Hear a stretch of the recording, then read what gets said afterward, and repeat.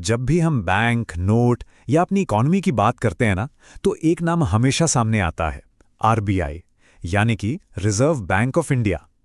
तो आज हम डॉक्टर भीमराव अंबेडकर और आरबीआई के बीच के उस गहरे रिश्ते को समझेंगे जो अक्सर इतिहास की किताबों में कहीं छिपा रह जाता है। चलिए जरा इस सवाल पर सोचते हैं। जब हम भारत के सेंट्रल बैंक आरबीआई का नाम लेते हैं तो क्या कोई चेहरा दिमाग में आता है? मतलब इस संस्था का जो कोर आइडिया है उसके पीछे आखिर कौन था? क्या ये बस अंग्रेजों की बनाई हुई एक संस्था थी जैसा कि ज्यादातर लोगों को लगता है, या फिर किसी भारतीय थिंकर ने, किसी भारतीय विचारक ने इसके लिए वैचारिक जमीन तैयार की थी? बस यही वो पहेली है जिसे आज हम सुलझाने वाले हैं। और देखिए, इस कहानी के जो हीरो हैं वो हैं डॉक्टर अंबेडकर, लेकिन उस रोल में नहीं जिसमें हम उन्हें सबसे ज्यादा जानते हैं, बल्कि एक ब्रिलियंट इकोनॉमिस्ट के रूप में। देखिए, हम सब डॉक्टर अंबेडकर को संविधान निर्माता या सामाजिक न्याय के नायक के तौर पर पहचानते हैं, लेकिन उनकी शख्सियत का एक और पहलू है जो अक्सर हमारी नज़रों से ओझल हो जाता है।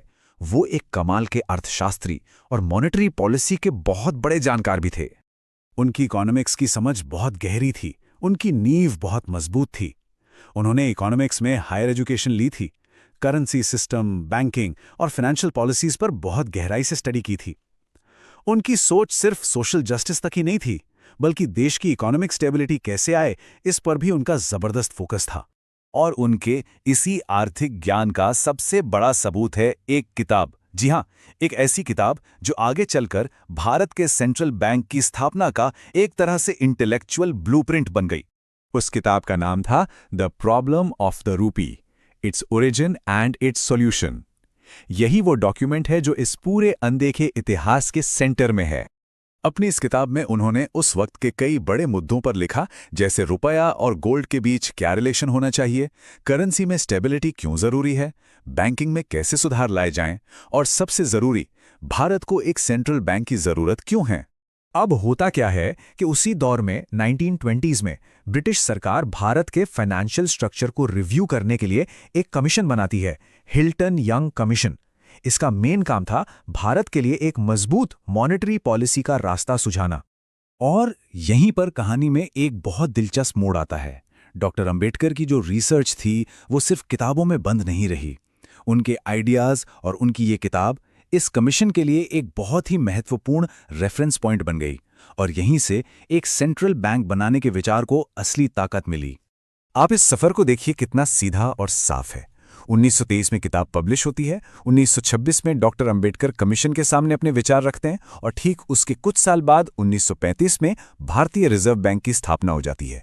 ये एक विचार के इंस्टीट्यूशन बनने का सीधा सीधा सफर था। तो इस सब का मतलब क्या है? डॉक्टर अंबेडकर की इस आर्थिक सोच के पीछे की फिलॉसफी क्या थी, और आज हमारे लिए इसकी विरासत क्या है? डॉक्टर अंबेडकर का ये मानना था कि पॉलिटिकल आज़ादी यानी राजनीतिक स्वतंत्रता तब तक कमजोर है जब तक देश का इकोनॉमिक सिस्टम स्टेबल न हो। उनका पूरा फोकस इस बात पर था कि इकोनॉमिक सिक्योरिटी का फायदा देश के आम और गरीब नागरिक तक कैसे पहुंचे। लेकिन फिर मन में यह सवाल आता है कि भाई, अगर उनका योगदान इतना बड़ा था तो इसके बारे में इतनी कम बात क्यों होती है? लोग इसे इतना क्यों नहीं जानते? इसका कारण यह है कि आरबीआई से उनका जो कनेक्शन था वो डायरेक्ट एडमिनिस्ट्रेटिव नहीं था।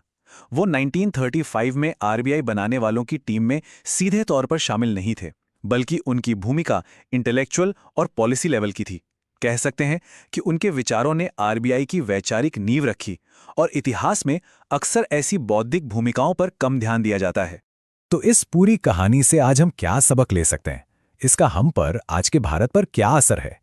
डॉक्टर अंबेडकर की ये कहानी हमें बहुत कुछ सिखाती है। पहली बात, ज्ञान सिर्फ एग्जाम पास करने के लिए नहीं होता। दूसरी, गहरी रिसर्च में इतनी ताकत होती है कि वो देश की पॉलिसी बदल सकती है। तीसरी, इकोनॉमी की समझ पूरे समाज को मजबूत करती है। और हाँ, चौथी और सबसे बड़ी बात, एक अकेली किताब भी इतिहास का रुख मोड़ सकती है।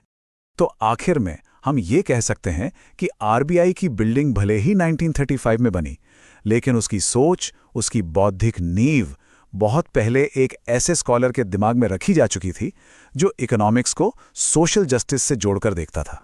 डॉक्टर अंबेडकर की ये कहानी इस बात का सबूत है कि आइडियाज़, किताबें और रिसर्च सिर्फ कागज़ पर नहीं रहते, वो आरबीआई जैसी बड़ी संस्थाएं बना सकते हैं और किसी भी देश का भविष्य तय कर सकते हैं, क्योंकि अंत में विचार ही भविष्य का निर्माण करते हैं।